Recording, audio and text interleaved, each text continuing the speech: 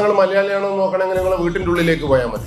അല്ല കുട്ടികളെ, നിങ്ങൾ ഇന്നലെ വീട്ടിൽ നിന്ന് ഭക്ഷണം കഴിച്ചിരുന്ന വീട്ടിൽ ഏറ്റവും പുതിയ പ്ലേറ്റിലാണോ എനിക്ക് ഭക്ഷണം തന്നത്? പുതിയ പ്ലേറ്റ് എവിടെയാ ഉള്ളത്? കറക്റ്റ് ആട്ടോ. എനക്ക് ഇന്നലെ തന്ന പ്ലേറ്റ് ഒന്ന് കാണണം. നിങ്ങള് കരിമ്പനടിച്ചൊരു പ്ലേറ്റിലാണ് നമുക്ക് ചൂട് തന്നത്. പക്ഷെ എന്റെ വീട്ടിൽ നല്ല പ്ലേറ്റ് ഉണ്ട്. ആ പ്ലേറ്റ് അളമാരിയിൽ ഇങ്ങനെ അടുക്കി വെച്ചിരിക്കുക. ഞാൻ ഭാര്യയോട് ചെല്ല ഭാര്യ ഇതാർക്കാ വെച്ചതെന്ന് വെച്ചപ്പോൾ പറയുന്ന മറുപടി എന്ന് പറയുന്നത് ആരെങ്കിലും വരുമ്പം കൊടുക്കാൻ.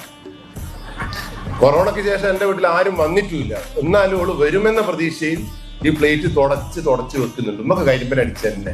അപ്പോൾ എനിക്ക് ഇങ്ങോട്ട് പറയാനുള്ളത് എന്താ പറയുക, ഇന്ന് തൊട്ടിട്ട് കരിമ്പൻ അടിച്ചാൽ കൊടുത്താൽ മതി വന്നോലിക്ക്. നിങ്ങളാണ് പുതിയ പ്ലേറ്റിൽ തിന്നേണ്ടത്. നിങ്ങളെ വീട്ടിലെ തോർത്ത് ഏതാന്ന് നോക്കിയാൽ മതി. നിങ്ങൾ മലയാളിയാണോ നോക്കണമെങ്കിൽ നിങ്ങളെ തോർത്ത് ഏതാ? ഏറ്റവും പുതിയ തോർത്തുകൊണ്ടാണോ നിങ്ങൾ വിളിച്ചത്? എനിക്ക് ഇന്നലെ തന്ന തോർത്ത് നെറ്റാണോ വലയാണോ കറുത്ത ലുങ്കിയാണോ എന്ന് എനിക്ക് ഇരിക്കില്ല. ഒരു സാധനം എനിക്ക് തന്നു. പക്ഷെ എന്റെ വീട്ടിൽ പുതിയ തോർത്തുണ്ട്. അത് എവിടെയാ വെച്ചിരിക്കുന്നേ? കണ്ട, എല്ലാം ഈ കുട്ടിയൊക്കെ അറിയാം.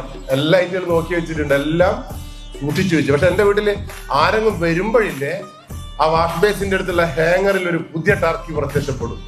ഇത് കാണുമ്പോൾ എനിക്ക് സന്തോഷമായി. ഞാൻ പറയും ഇന്ന് ഞാൻ അതിൽ തുടച്ചു അത് വൃത്തിയേടാക്കുന്നു പറയുമ്പോ ഗസ്റ്റ് പോകുന്നതോടുകൂടി ആ ടർക്കി എടുത്ത് കൂട്ടിക്കളിയുള്ളൂ.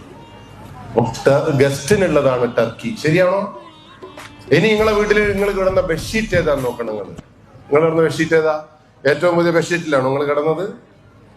എനിക്ക് ഇന്നലെ തന്നത് ഒരു മാക്സി ലുങ്കിയം അങ്ങനത്തെ എന്തോ ഒരു സാധനമാണ്.